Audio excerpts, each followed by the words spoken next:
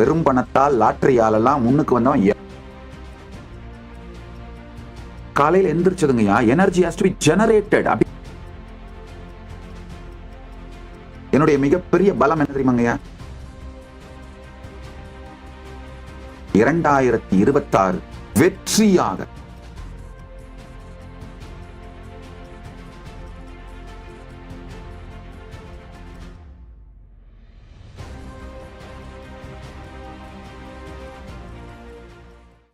இந்த 2026க்கு நுழையிறதுக்கு முன்னாடி மிக தெளிவா முடிவு பண்ணுங்க.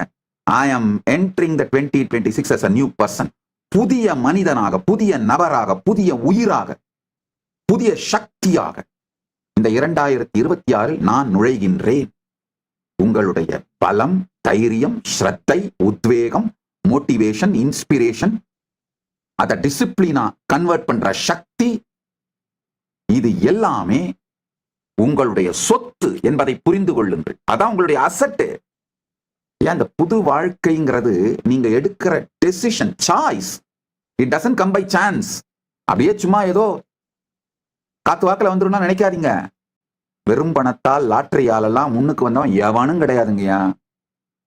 லாட்டரி என்ன, ஒரு சில ஆண்டுகள் வறுமையை வேணா தள்ளி போடலாம், அவ்வளவுதான். அந்த ஒரு சில ஆண்டுகளுக்குள்ள இதெல்லாம் ஒழிச்சிட்டு திரும்ப அதே மாதிரி ரோட்ல நிப்பீங்க. அதான் உண்மை.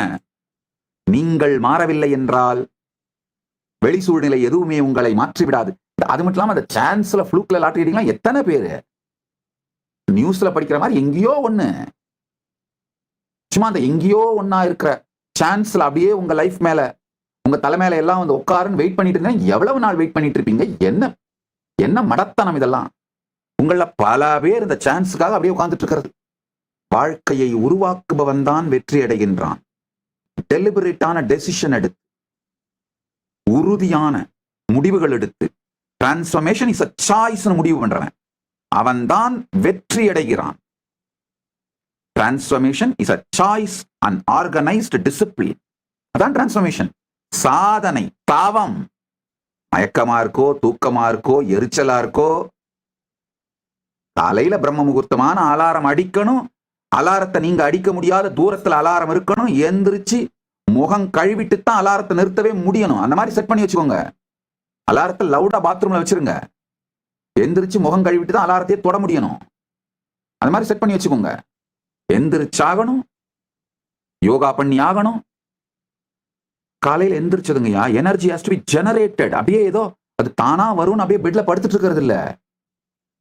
தானா தருதரம் மட்டும்தான் வரும், வேற எதுவும் வராது. Energy has to be generated. தவம் பழகுதல். நம்முடைய ஆகமத்துல சரியா பாதத்துக்கு பெருமான் அந்த அளவு முக்கியத்துவம் கொடுக்கிறார். அதாவது லைஃப் ஸ்டைல் டிசிப்ளின், அந்த அளவுக்கு முக்கியத்துவம் கொடுக்கிறார் லைஃப் ஸ்டைல் டிசிப்ளின். என்னங்கய்யா, எந்த பெரிய டிரான்ஸ்ஃபர்மேஷனும் லைஃப் ஸ்டைல் டிசிப்ளினால தாங்க நடக்குது. ஞானம் ஆகட்டும், வெற்றி ஆகட்டும், எதுவாகட்டும் லைஃப் ஸ்டைல் டிசிப்ளினால் தாங்க நடக்குது.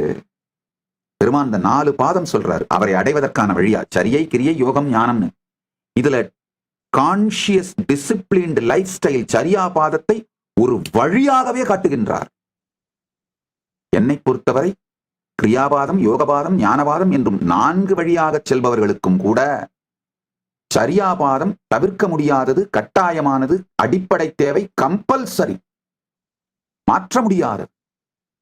Conscious disciplined life style, conscious ஞானத்தை அடிப்படையாக வைத்த ஒழுக்கத்தினால் உருவான வாழ்க்கை முறை. ஏன் நீங்க எடுக்கிற சாய்ஸஸ் மேட்டர்ஸ்ங்கயா, நீங்க எடுக்கிற டெசிஷன்ஸ் மேட்டர்ஸ். டெசிஷன் எடுக்காம இருக்கிறதும் இன்னொரு டெசிஷன் தான் புரிஞ்சுக்கோங்க. இல்ல நான் எந்த டெசிஷன் எடுக்கிறதுல அப்படியே இருக்காது, பாட்டு போகுது, இது ஏதோ பெருமை கிடையாது. நானும் யோகா பண்ணலாம்னு நினைக்கிறேன் சாமி, ஜிம்முக்கு போகலான்னு நினைக்கிறேன் சாமி, வாக்கிங்காவது போகலான்னு நினைக்கிறேன் சாமி, எங்க சாமி முடியுது, டயர்டா இருக்கு, தூங்கிடுறேன். அப்ப செத்துரு.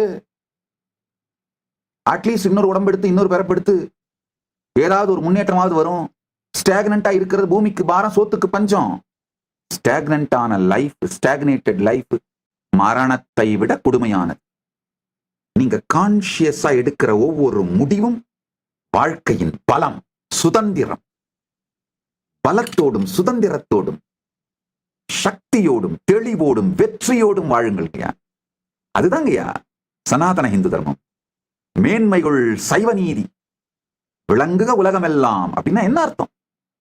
வெற்றி, தைரியம், சக்தி, தன் மீது தான் வைத்திருக்கும் நம்பிக்கை, தவம், பலம், சகல ஞானத்தோடும் சர்வஞத்துவத்தோடும் சகல வெற்றிகளோடும் வாழ்வது.